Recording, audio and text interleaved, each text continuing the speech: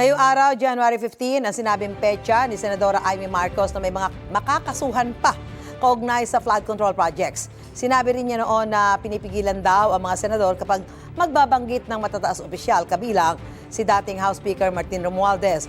Hamon ngayon ni Senate Blue Ribbon Committee Chairman Senator Ping Lacson kay Senadora Marcos dumalo sa pagdinig at doon maglatag ng mga ebidensya.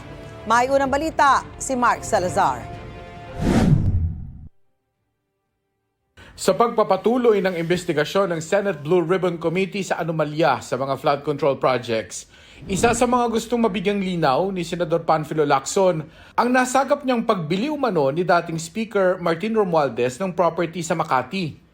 Ginawa raw ito ni Romualdez sa pamamagitan ng mag-asawang kontraktor na sila Curly at Sara Diskaya.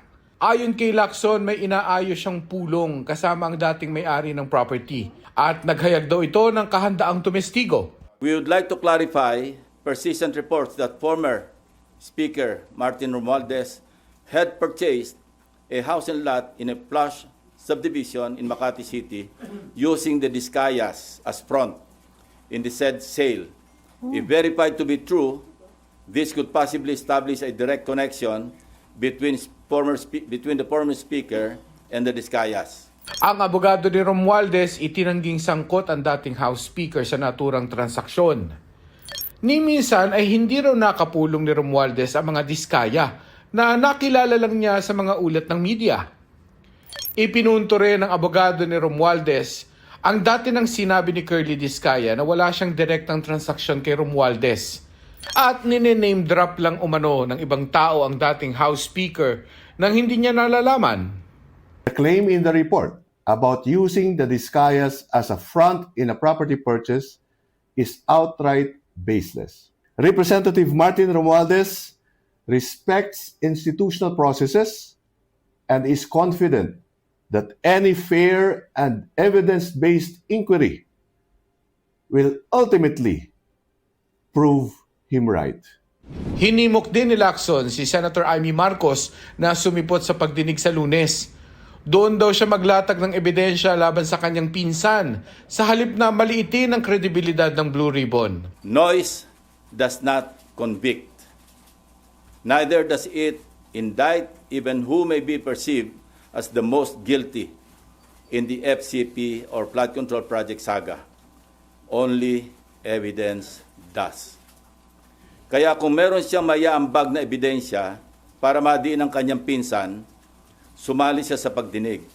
Walang pipigil sa kanya at walang magbabawal sa sasabihin niya o gagawin niya. Sinagot din ni Lacson ang patutsada ni Senator Marcos na magsabunatan na lang sila. Una, hindi po peluka ang aking buhok. Idugtong ko na rin na walang peke sa mukha ko. Hindi rin pustiso ang ngipin ko. My teeth are all mine. Ulitin ko, walang peke sa anumang bahagi ng aking mukha. Pangalawa, lalong hindi ako bakla. At kung iniisip ni Senator Amy na bakla ako, wala siyang maaaring makita na macho dito sa mundo. So, anong intention niya? Sirain yung credibility ng investigation ng Senate Blue Ribbon Committee? Hindi ko alam. Hindi ko alam kung bakit ginugulo niya. Tugon naman ng senadora sa isang Facebook post, hindi naman niya tinawag na bakla si Lacson. Wala rin daw masama sa pagiging bakla at sa pag-enhance ng kahit ano para sa sarili. Hihibayin din sa pagdinig sa Lunes ang Cabral Files o ang sinasabing listahan ni dating DPWH Undersecretary Catalina Cabral na mga mambabatas na may mga proyektong pinaglaanan ng budget ng DPWH. We'd like to know more about the so-called Cabral Files. Not necessarily from Congressman Leandro Leviste, although he is most welcome to attend and participate in the hearing. We are issuing a subpoena duces tecum to Secretary Vince Dizon with the end in view of consolidating all the files, including but not limited to what the late Undersecretary Cabral left before she died. Ayon kay Lacson, nag-reach out sa kanya si Batangas Representative Leandro Leviste na unang nagsapubliko ng Cabral Files. Ang payo ni Lacson sa kongresistang anak ni Senadora Loren Legarda, Huwag yung bara-bara. At sabi ko na rin kay Senator Loren, Na, parang i-telegraph niya ng konti. Huwag yung araw-araw nasa TV siya. Kasi di ba nakakaumay din?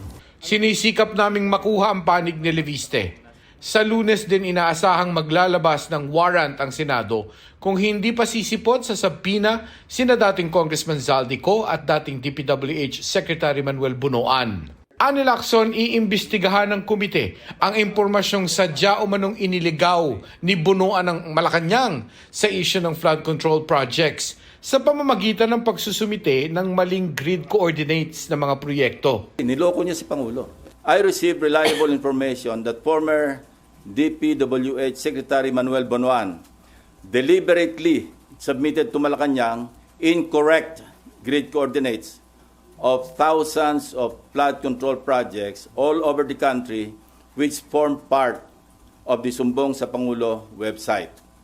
This resulted in grossly inaccurate data involving some 421 ghost projects on previously inspected flood control projects earlier reported to the public by the said department.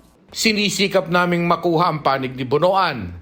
Patuloy naman ang paghahanap ng PNP Highway Patrol Group sa mga sasakyang iniuugnay kay dating Congressman Ko na hindi nila nakuha sa raid sa kondo sa Taguig noong January 8. Ayon sa HPG, ang nakarating daw na intel information sa kanila, may kontrabando sa loob ng mga sasakyang inalarma sa LTO. Ang report kasi sa amin na mga firearms.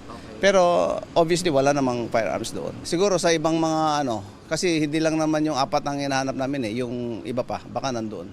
Kabilang sa hinahanap ang isang sasakyang subject ng warrant of seizure and detention at 10 sasakyang nakaalarma sa LTO. Sa 4 na sasakyang nakaalarma na kinumpiska sa raid nung nakaraang linggo, 2 lang daw ang nasa Vehicle Management Information System o VMIS ng HPG. Na-establish na namin kung sino yung mga may-ari and we're going deeper doon sa verifications. So nagpo-pull out records na kami doon sa mga other documents.